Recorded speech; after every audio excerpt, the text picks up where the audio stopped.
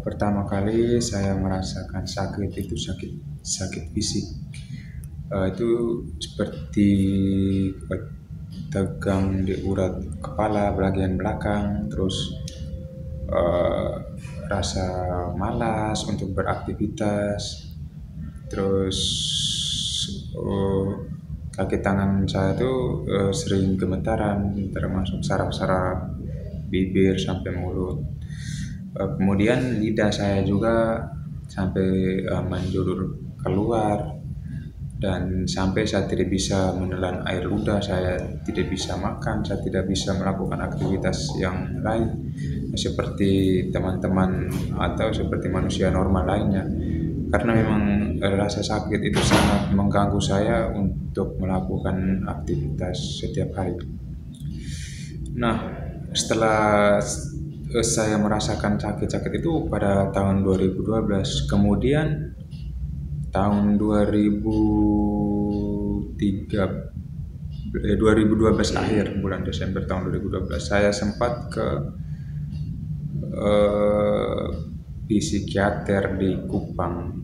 Setelah itu saya sampaikan mengenai penyakit-penyakit yang saya alami, sakit-sakit yang saya alami secara fisik. Kemudian diberi resolusi dengan melakukan terapi dengan meminum obat. Cuman obatnya itu dikasih, tapi saya nggak bisa mengkonsumsinya sampai dengan habis karena saya menganggap nanti saya ketergantungan terhadap obat.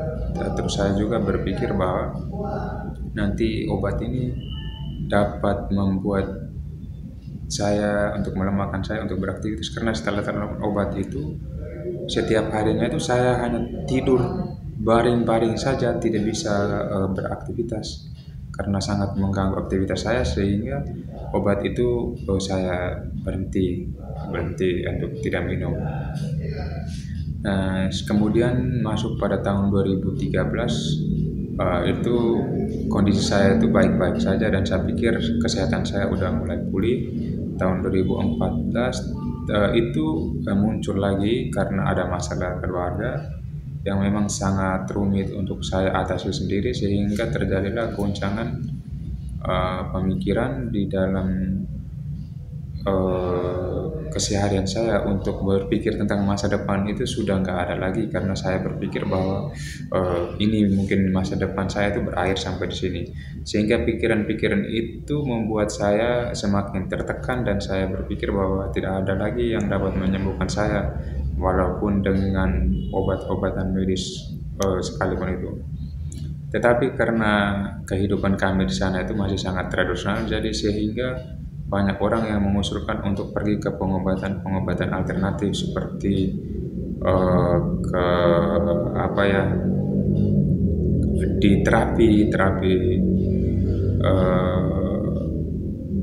fisik itu dengan digosok dengan minyak kelapa murni, ada minyak campuran juga secara tradisional. Terus yang berikut pernah juga sih mandi bunga-bunga, air dicampur sama bunga seperti mandi kembang lah begitu. Terus dipotong dengan ayam ya. Ah, dipotong dengan ayam, terus darahnya itu dicampur, terus saya mandinya pakai air itu. Terus setelah itu pada tahun 2014 masuk 2015, eh, saya konsultasi dengan, kebetulan caregiver itu adalah kakak saya yang memang sangat peduli terhadap kesehatan saya. Beliau menyarankan supaya saya pergi berobat ke dokter saraf. Ya kan memang di sana itu yang ada cuma dokter saraf aja, sehingga saya pergi berobat di sana. Tetapi obat yang dikasih itu bukan memulihkan kondisi saya yang drop tadi, tetapi malah dia hanya melemahkan sistem saraf saya, sehingga saya tidak bisa melakukan aktivitas. Setiap hari itu saya hanya tidur, tidur, dan tidur, itu tidak bisa melakukan aktivitas. Setelah itu masuk tahun 2016,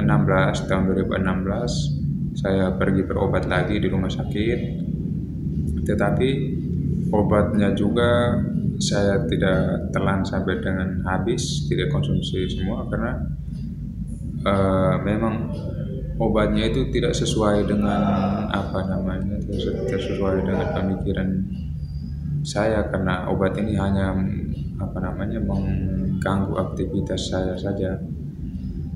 Selanjutnya pada tahun 2017 saya tidak peduli lagi dengan obat-obatan, tetapi saya mengkonsumsi miras untuk menenangkan pikiran saya, terus malamnya itu supaya saya bisa tidur. Itu memang konsumsi miras itu yang saya sudah lakukan dari tahun 2012 sampai dengan tahun 2017. Di sisi lain saya minum obat, tapi di sisi lain juga saya minum minuman keras untuk supaya menenangkan pikiran saya. Ternyata itu menurut dokter itu tidak pas untuk kesehatan saya. Nah, masuk tahun 2017 akhir itu saya